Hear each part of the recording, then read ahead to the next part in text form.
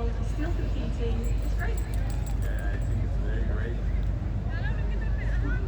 I hope, like you. Of course, Oliver was like one of my heroes starting. Thank you. Of course, his father also, but I'm very happy to be here on this outside stage. It will be very nice. Kereskedas devītē pasaules rallija čempionātā viņš pirms tam jau viņš ir sekojis līdzi Oliver panākumiem, protams, arī Pēters Olberga panākumiem, un tagad ir priecīgs būt šeit Latvijā.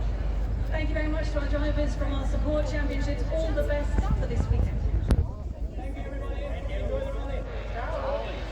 Redzējām arī beidzot braucējus, pirmos braucējus uz skatuves. Redzējām, tur Turcijas braucējs Kēders Kāzās varbūt tāds klusāks, bet, Mauro Miele un Olivers Solbergs ar smaidi tiešām pild līdz ausīm, un jāpiemīt fakts, ka tiešām Mauro Mieles ir